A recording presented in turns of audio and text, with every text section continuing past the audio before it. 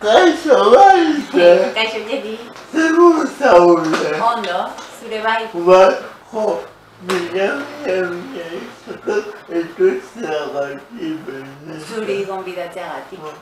Zuri. Baite.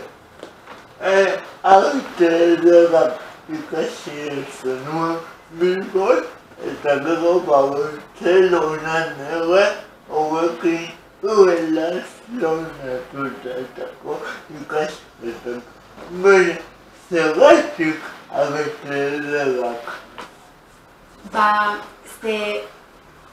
Nik ez nekin ilustrazioa egin nahi nunik, baina banekin zeozer horrekin harremanduta zala, arteakin harremanduta zela.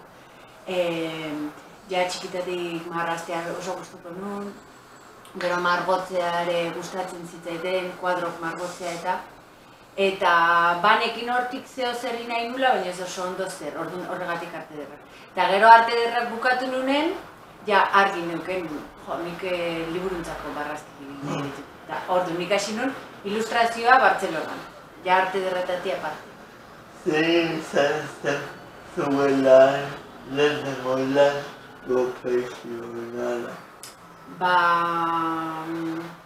Bi liburu egin ditun elkarrentzako, bat Carlos Linaza Sorona, eta beste bat Joseba Sarrionandian gau ilunekoak, eta Oietxebik gutxi gora bera urte berdinen, 2008 eta hor hasi nintzen pixkat lan profesional mundu horretan.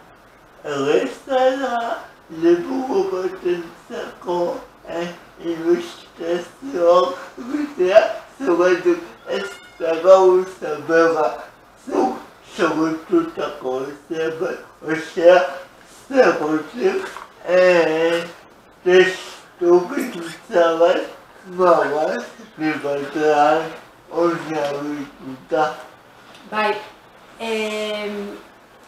niri asko gustatzen zait. Garrantzitsuetan beste testuekin nik uste dela garrantzitsue konektatzea. Bai, eta gustatzen bat dimatzea izu irakurritako hori asko zerrexagoa da lan. Baina batzutan enkarguk tokatzen zaizu egitea, eta ez baldin badezu lanak lehenengo momentu hortan konektatzen, bilatu beharra daukezu, ea nondik dira zuk aldezun honena emateko, ez? Ez da beti... Batzutan lehenengo momentun gertatzen da, badakitzein edo hemen ze ondo pasako dut edo zenbat disfrutatuko dut, eta beste batzutan ez da hain erresa. Baina lan bat da eta bilatu behar duzu.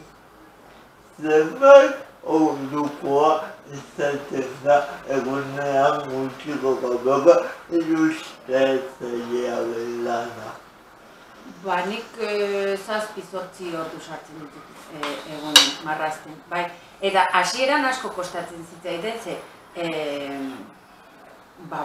burue ez da bakarrik eskue, burueri ere buelta asko behar zaizkio eta pixkat entrenatu behar da, baina ja behin ohituta beste edozen lanbidetan bezala.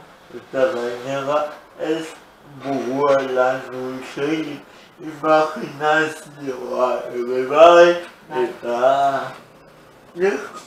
Horregatik siesta egitea gustatzen zait. Ze goizen lan egiten dut, gero siesta txiki bat egiten dut, eta berriz marrazteko eta irudimena berriz lanen jartzen zait. Pintzelak egitezu, edo... Gehiena bai, arkatza, lehenengo marrazki hori egiteko, eta gero gehienetan akuarelak egiten, akuarela gustatzen. Bai, eta hori pintzelak.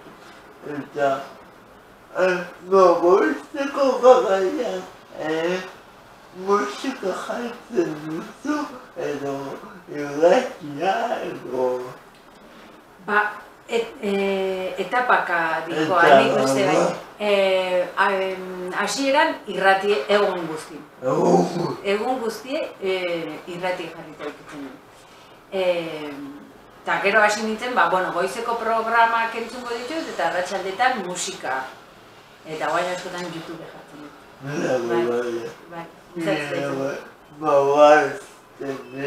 batzutan eta gustatzen mundu horretan sartzea denetaz aztu eta musika entzun zure pentsamenduekin egon babaztu nola ikusten, nola forma hartzen duen, ez? Oso ondo deskribatu duzu, niretzako ere horixe da. Eta lan edakit pozgarriren bat gelditu zitzaizula esateko ze ondo atera zaidan. Hoi oso zaila da, ze beti kritiko handina norbera askotan. Orduan, askotan lana egin eta karpeta baten sartu eta beste gauza batean jartzen naiz. Ze beti bukatuta gero akatxe asko ateratzen dizkio. Baina, bueno, gehienetan egindako azkeneko lanak nago guztuana, ze momentu hortan burutik dabilki dana edo hor ikusten da. Orduan, gehienetan azkena egindakoa izan lehike. Baina, esan daiteke, magazteko bagainak, magazten zoazten, enean ategeiago irekitzen zaikizuet, oza, zeu papel zutia atzeko bagainak, berez ez dakizu nola bukatukoan. Nire prozesue da, nik testu bat iriste zaitenen, saiatzen naiz ez marrazten jartzen. Lehenengo eta behin ez ez marrazten. Bakarrik irakurri eta irakurri. Burui bueltaka eta bueltaka. Eta zeo zer, zi txiki bat bada honek nondik tira, orduan hasten naiz marrazten. Eta, klaro, gero eta gehiago marraztu, gero eta zuk esaten dizuna, gero eta pista gehiago, edo gero eta gauza ate gehiago irekitzen die, orduan horrazten da jolasa, ez? Baina lehenengo ideia hori sortu arte, saiatzen ez marrazten. Etxean marrazten duzu. Etxen daukete maitxo bat, ez dut leku asko behar, beraz, mai bat ordenagailu eta eskanerra eta horrekin konpontzen naiz. Zenbait tagoratzen duzu, egunak ez dira magazin guztientzako gaudi, baina gutxiko kagoa zenbait tagoratzen duzu. Pentsatu, akuarelak die, beraz, dena eskuzkoa da eta horrek denbora pixka bat ematen dit, baina pentsatzeko edo sortzeko hori arkatzez sortzea, igual denbora gehien ematen ditena. Ez dakit esaten. Batek igual egun batzu. Da, lehiak impactatu duzu dibujua. Testuarekiko negozio magazteko. Iritsi zaizu testu bat, imaginatu eta esan duzu. Osta, nola magaztuko dut nikau? Ezakit, denak daukea bere zailtasun puntu hori, baina adibidez bat jartzeagatik, tigre batekin bizi, Arkaitz Kanon poesia bat ilustratu nun, eta oso zan aukera asko ematen zituen poesia bat zan, ez? Orduan, ez duk aritxo bat bilatu behar zen nun, irakurketa propio bat edo egin irudi bidez. Bueno, han irudi dena izan zen pixkat lan pixkat eman ziten, baina asko gustatu zitzaiten aldi berentze da.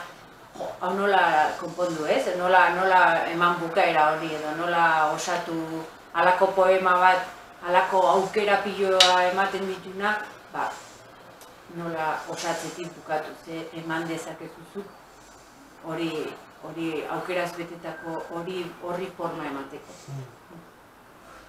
esan dezulok, siesta egitea gustatzen. Eta hori lotuta nolako gara zure egunerokotasuna.